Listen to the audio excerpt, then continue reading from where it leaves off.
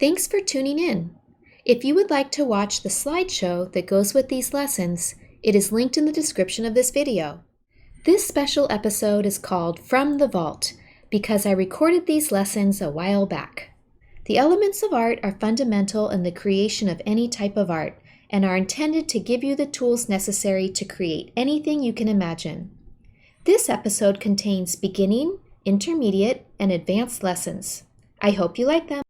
Hi, this is Laura Houston, and today I'm going to do an art project with you that is about shape and form as some of the elements of art. So I think you've already watched the slideshow where you learned that a square would be considered a shape, and the form of that would be a cube like this. So today our project will be creating paper sculptures, and that would be considered form because sculptures are three-dimensional. So when you start, you're going to want to find something. This was a piece of cardboard that I found because if you have a stronger base to your sculpture, it might be a little bit easier. If you don't have a piece of cardboard, you can just use paper just fine. So I thought that I would show you how to make some cylinders because cylinders could be a fun type of sculpture. So you start with paper like this and you simply roll it. You're going to want either tape or a glue stick. I'm going to use tape. Sometimes I think tape is easier when you're working with paper. And all you're going to do is roll it like this and put a piece of tape. I think one piece of tape is just fine. I'm going to save this one over here for a little bit later. And then in order to be able to connect it to your base, you're going to want to cut tabs into the base.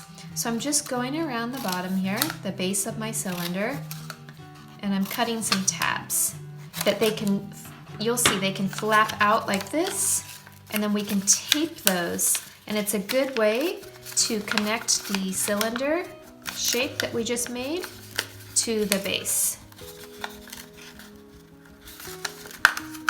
See, it looks kind of funny like that, but then it'll be nice and secure. So I'm just going to tape a few of these. I have this piece already. And figure out where you want it to be. I'm gonna put it right here. Okay, that's good. And I had some others pre-made right here that I'm gonna attach. Let's see how this, oops, I need to cut this.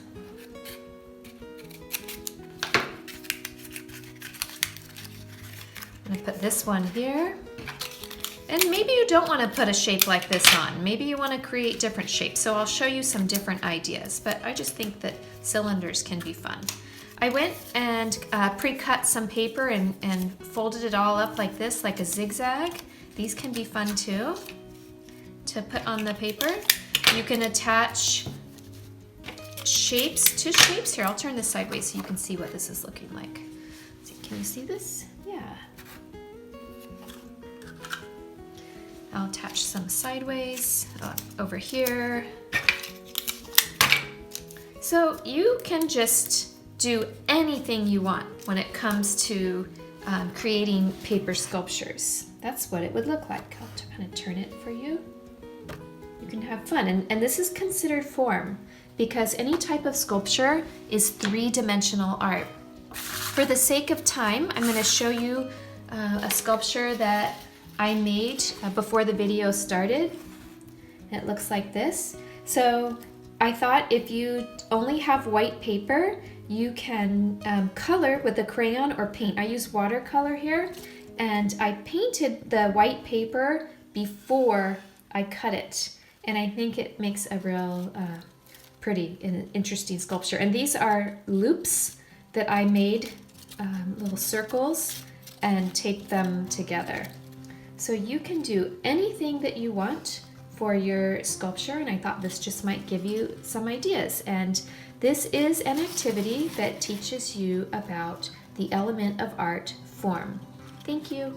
Hi, this is Laura Houston, and I'm going to show you an intermediate drawing lesson that goes with the elements of art, shape, and form. And before we start, I just want to remind you that a square, the two-dimensional flat square, would be considered shape, whereas the cube is considered form because form is three-dimensional. So I thought what we would practice doing today is starting with two-dimensional shapes and giving them the illusion of three-dimensional form. So let's start with the square, and what we'll start with is we'll draw a line going back in this direction. Now I'm going to do the same thing here, but I want this line to be parallel, so watch what I do first before you draw. So these lines are parallel. Even though they're at an angle, they're parallel to each other. And then I'm going to connect them with a line that is parallel to the top of the square, like this. There. And then we'll draw another line going back that should be parallel to this line. Going back. Maybe take it a little bit further. So those are parallel. This is parallel to this. And now we'll draw one going straight up and down that's parallel to this vertical line. Like that. Okay, now to make it look even better, we're going to imagine that our light source is coming from this direction. We've done this before when we drew the cylinder. So I'm just going to draw a little sun there. That's your light source. So if this was your light source, this would be your darkest side. So we're just going to shade this in. And if I were to take more time, I would do that a little nicer. The top would be the lightest shade. And then we can do a soft shade here on the front of the cube, but not as dark as this side over here. And if you don't want to see hard lines, you could turn your pencil like this and shade like this. And this could also be done by, if you had a crayon, just pressing very lightly with the crayon. And there you have an effect. So we started with a flat square and we made it look like a three-dimensional cube. Let's try the same thing with this triangle. So we can take this triangle, and our goal is to turn it into a form. In order to do that, the form would be a pyramid. So I'm just going to take a line going right from here, and I'm going to angle it back. This one's easier because we only have to do one side. Then I'm going to connect the top down to this. And you can use a ruler if you'd prefer to use a ruler to get exact lines. And now again, if our light source was coming from this direction, I'm going to shade this side the darkest. I'm just going to go up here and shade it in. This will be the darkest. And the front, actually let me make this a little darker.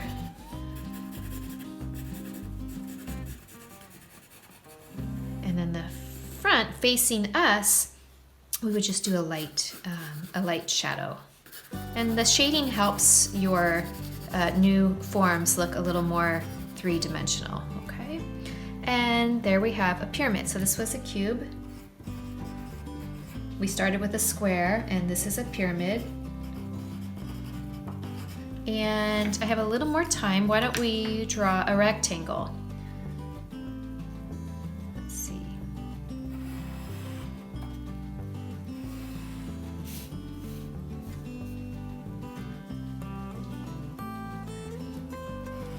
So here's this.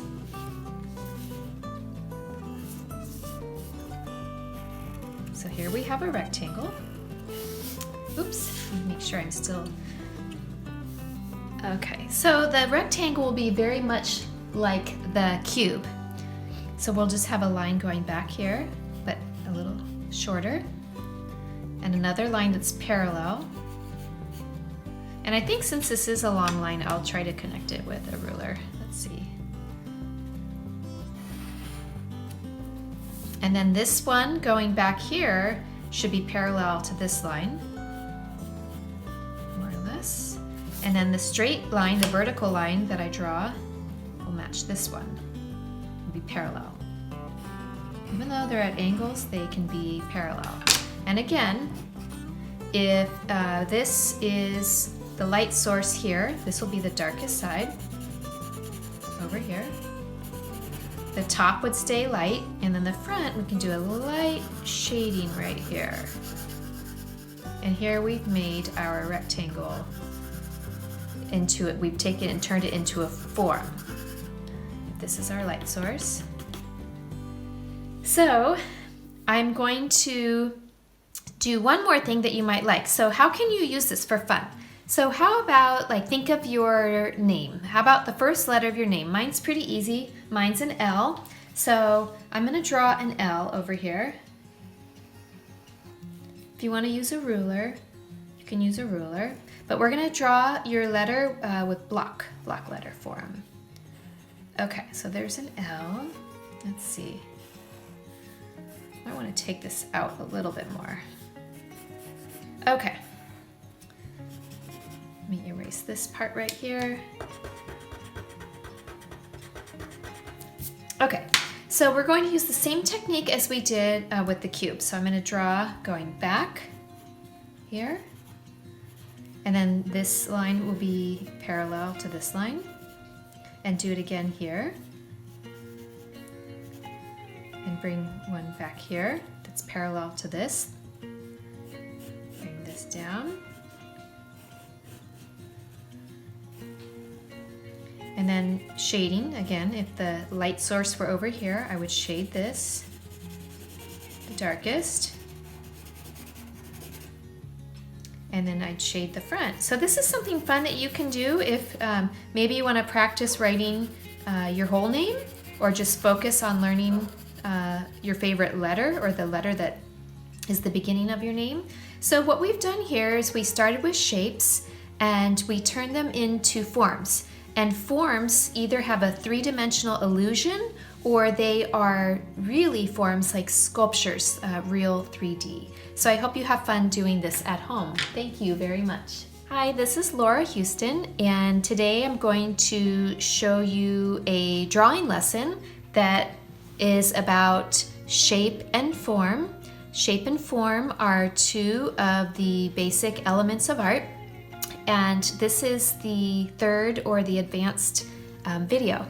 So just to start with, to remind you, a square is a basic shape. It's flat, it's two-dimensional, whereas a cube is considered form, because form is three-dimensional. It has length and width and depth, whereas shapes only have length and width. So what we're going to do today is I'm going to show you how to draw a flamingo, and we're going to start with shapes, and we're going to turn the shapes into form. So if you'd like to draw along with me, we're going to first start with an oval shape for the body. Remember, shapes are just two-dimensional outlines. So this will be the body of the bird, and then we will add a rectangle about right here.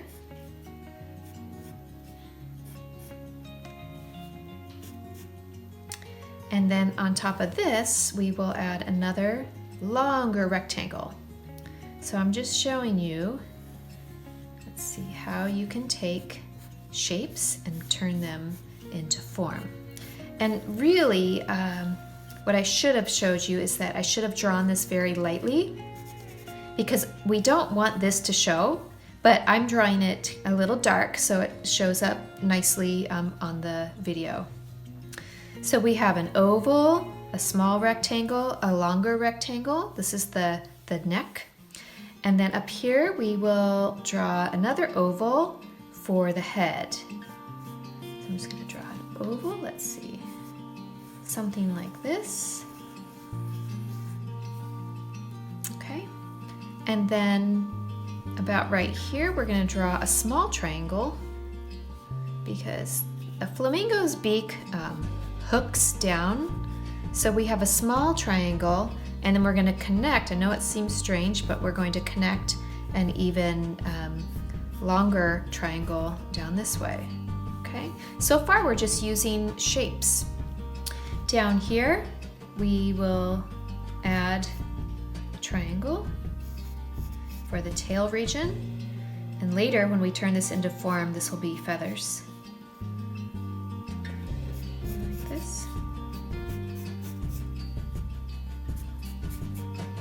Okay, we're almost done. And then we'll add the legs. We'll have one leg here, or at least the top section. See, when you're drawing an animal or a human, everywhere that there's a bend or a joint, you would do a new shape.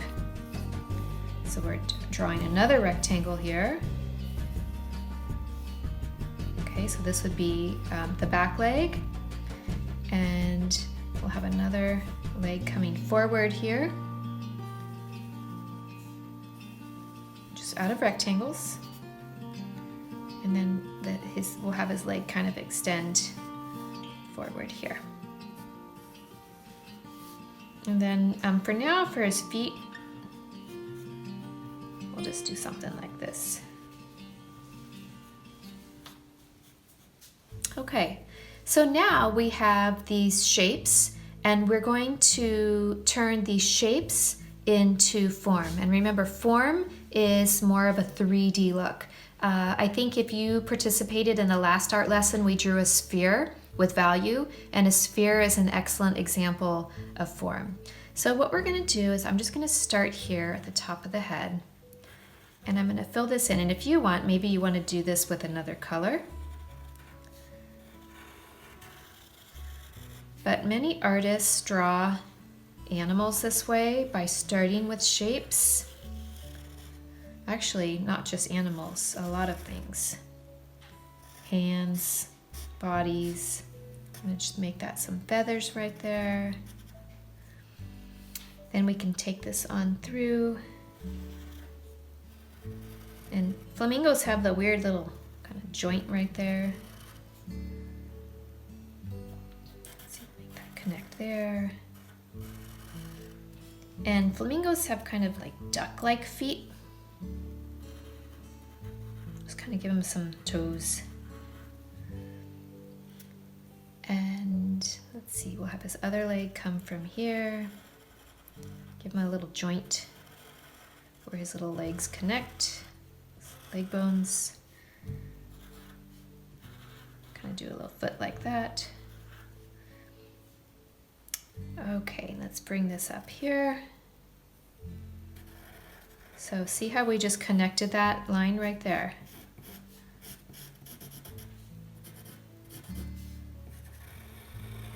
But the shapes serve kind of like a frame for us. Okay, so now we have his neck, and you know, eventually we would erase this because you wouldn't want that so dark.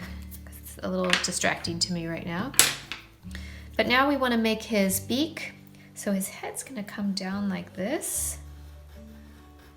And then flamingos have an interesting beak like this. It kind of comes down and then connects.